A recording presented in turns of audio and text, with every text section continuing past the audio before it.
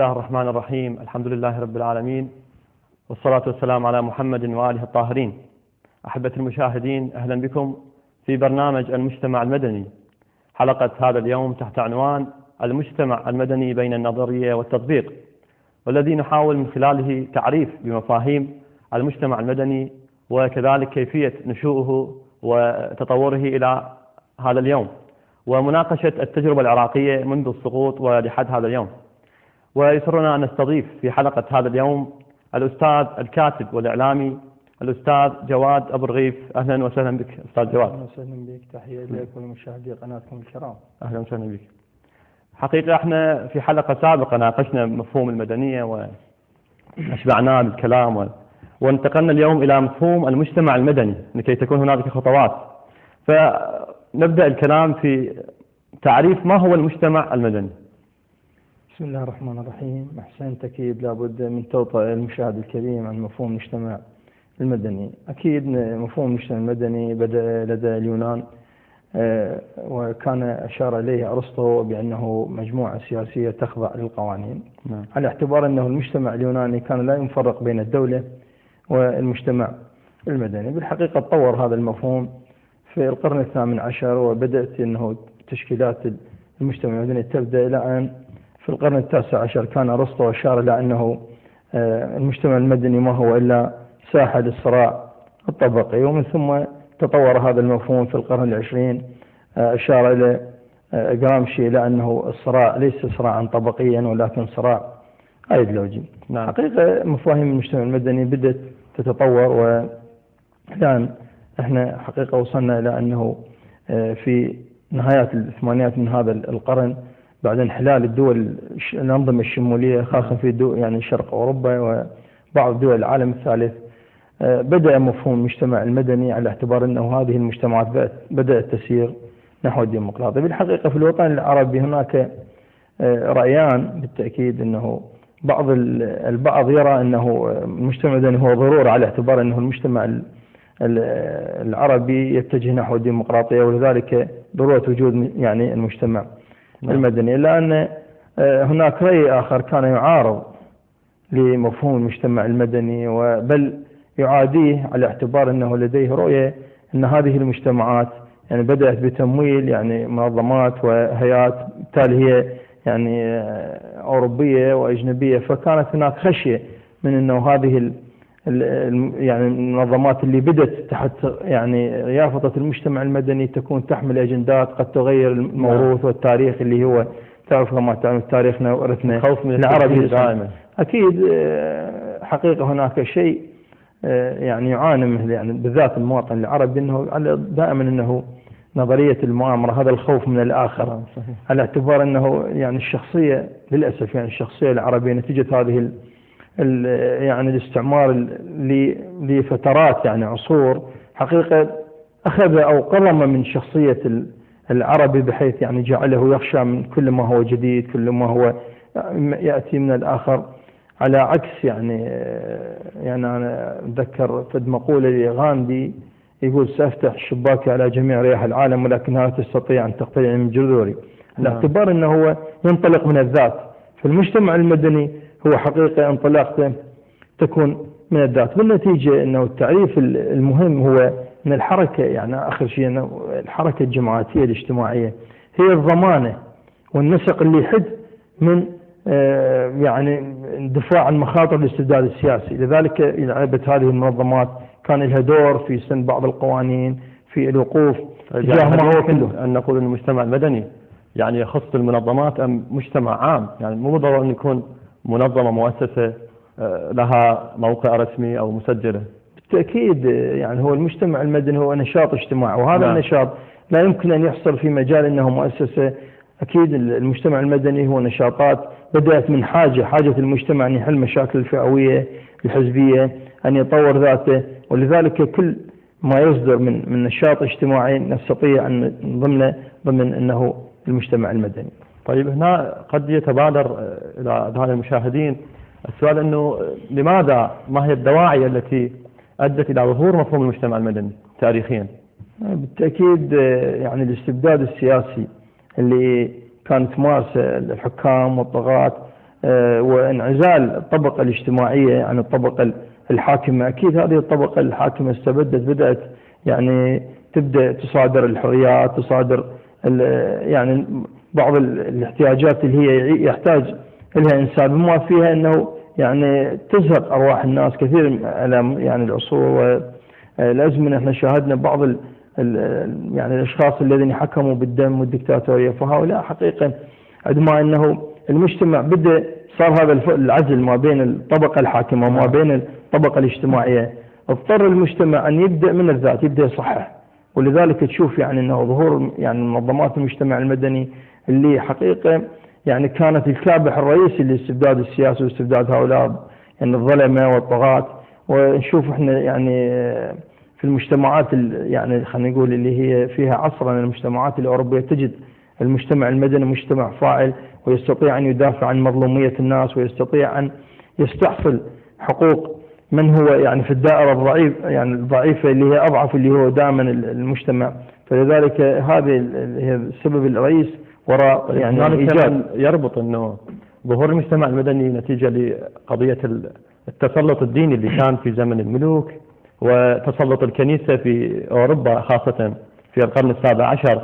بالتالي كانت ردة فعل للمجتمع أنه صنع لنفسه قوة كما ذكرت أستاذنا العزيز حتى تنافس الدولة أو الحكومة السلطة اللي قائمة في ذلك الوقت. بالتأكيد يعني احنا هناك شعار رفع يعني أنه اشنقوا آخر قسيس بأمعاء آخر ملك. يعني المجتمع بعد أن طغت المؤسسة الدينية انحرفت في أوروبا خاصة يعني على مستوى الكنيسة، وكان الانحراف يعني تدعو المؤسسة الدينية توجد للدفاع عن المظلومين. دائما تجد المؤسسة الدينية أنه هي بالضد من السلطة الحاكمة.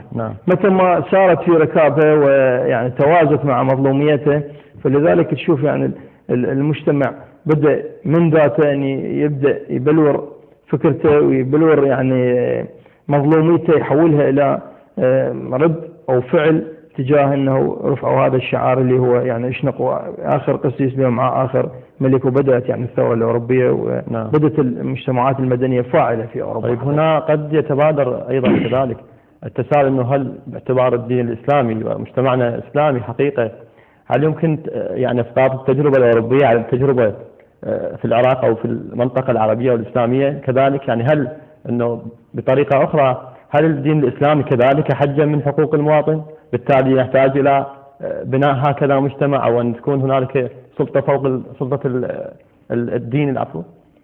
بالتأكيد يعني التغيير خلينا نناقش يعني قضية أنه حاجة بالذات يعني الوطن العربي. في البداية نأخذ الجانب السياسي. نعم. يعني منذ 4 عقود الأنظمة اللي حكمت العرب كلها يعني بمرجعيات فكرية عسكرية. نعم. ولذلك يعني هاي المرجعيات العسكرية بالتالي تحتاج إلى دعم والاستقواء بالخارج، فضغطت يعني على المجتمع العربي، صادرت حريات صادرته لعقود من الزمن، إلى أن وصلت مرحلة بدأت نشوف يعني نتاج أنه كما يسمونه عملية الربيع العربي، بدأت التغييرات بالأنظمة. الأكيد أنه إحنا بحاجة إلى منظمات مجتمع مدني فاعلة، ولكن يعني سؤالك أنه إسقاط التجربة الأوروبية، تعرف المجتمع العربي لديه خصوصيته ولديه الثقافية والإسلامية، ولكن المجتمع المدني ليس غريبا عن المجتمع الإسلامي. لو راجعنا إلى خلفياتنا الفكرية الإسلامية تجد أن هناك كثير من السلوكيات اللي هي أساس عمل المجتمع المدني. تدري المجتمع المدني هو عمل طوعي بدون مقابل، وهو أنبل وأشرف يعني الأعمال حقيقة. ولو عدنا إلى أنه سيرة أمير المؤمنين سلام الله عليه ابن أبي طالب عندما كان بعيدا عن الخلافة، أنا على ما يقارب 25 سنة، يعني نسأل ماذا كان يفعل علي بن أبي طالب عليه السلام؟ حقيقة كان يمارس العمل الطوعي. نعم. كثير من الضياع، هناك إحصائيات بأنه هكذا ضيع الإمام علي في هذه الفترة وسواها، ومن ثم وهبها إلى الناس يعني خلاها وقف. كان سلام الله عليه يعني عملية صنع يعني حفر الآبار مال المياه، تعرف كانت الرحل تحتاج تقطع مسافات كبيرة ما بين المدن، وكانت عين أو بيئة واحدة الإمام سلام الله عليه كان يقرب هذه المسافات. فبالتأكيد يعني هذه هي روح المجتمع المدني الذي للأسف احنا كمجتمع اليوم نلهث ونتغنى في تجارب الآخرين، مع أنه عندنا ورود وعندنا منهل، وللأسف احنا تشوفنا يعني. يمكن أن نقول أن التجربة الأوروبية استفادت من التجربة في الإسلام، يعني في المنطقة الإسلامية. أكيد لكل تجربة خصوصيات يعني حقيقة، ولكن حركة المجتمع أحيانا تفرض يعني، ولكن عندما ما استبعد أنه عملية تلاقح ما بين الفكرين، مع أنه مثل ما قلت لك أنه الحركة الاجتماعية هي وليدة، وهي وليدة الواقع. أحيانا الواقع يفرض عليك شيء ويولد بعض الأشياء. أذكر في شيء أيضا في تجربتنا الإسلامية، الإمام زين العابدين سلام الله عن الرواة أنه في عرفة كان كل عرفة يأتي بأعداد من العبيد ويطلقهم، طبعا يمارس معهم عملية إعداد طيلة لفترة سنة، يعدهم إعداد ويهيئهم أخلاقيا ودينيا، ويصبحون يعني أشبه بتنويريين في أماكن، وبالتالي يجي في عرفة في نهاية العام يطلقهم لوجه الله، وكل من دولة راح يروحون راح يمارسون عملية التنوير والفكر فيه. فهذا هو العمل الطوعي. إذن الإسلام ليس بعيدا عن المجتمع المدني، ولكن للأسف هناك تقاعس كبير قد احنا نتحمل جزء من مسؤوليته. حقيقة أنا إحدى الكتابات قريتها على نفس الموضوع، يعني مسألة أنه إسقاط التجربة الأوروبية على التجربة في المجتمعات الإسلامية، فيقول أنه هناك فرق كبير ما بين المجتمع المسيحي والمجتمع المسلم، على اعتبار أن المجتمع المسيحي عندما جاءت المسيحية كان مجتمع متطور، وغلق المجتمع على مفاهيم معينة، وأصبح أي شيء خارج الكنيسة كفر، بالتالي يقتل. حتى قال أرخميدس قتل بسبب نظرياته وفكره.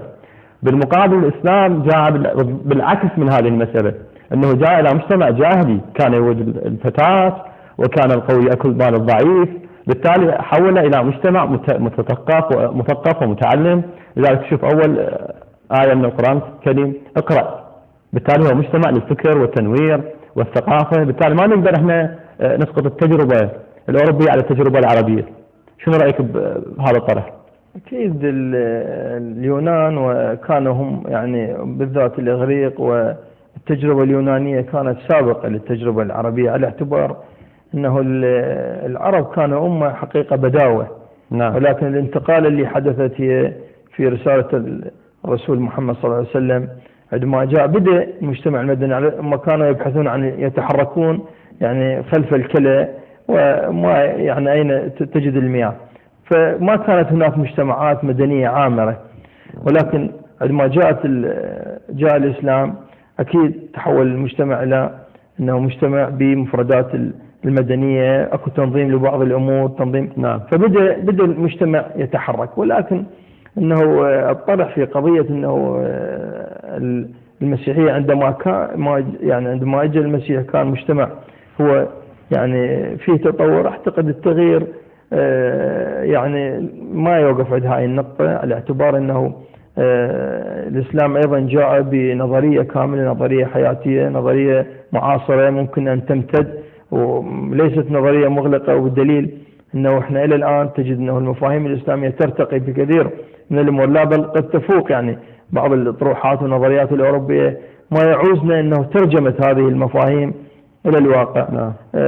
وهذا الشيء اللي احنا علينا أن نسعى كمجتمع الآن. وأعتقد أن هناك فسحة من العمل حاليا موجود، وبعض الحرية الموجودة بإمكاننا أن نكون إن فد هوية وكينونة يعني خاصة بنا، ممكن أن تعطي وتؤثر في المجتمع.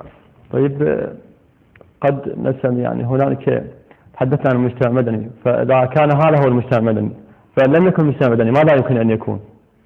بالتأكيد المجتمع المدني علينا أن نقسم بالبداية. نعم. عندنا مجتمع ثلاث مفاهيم، علينا لا نخلط ثلاث مفاهيم.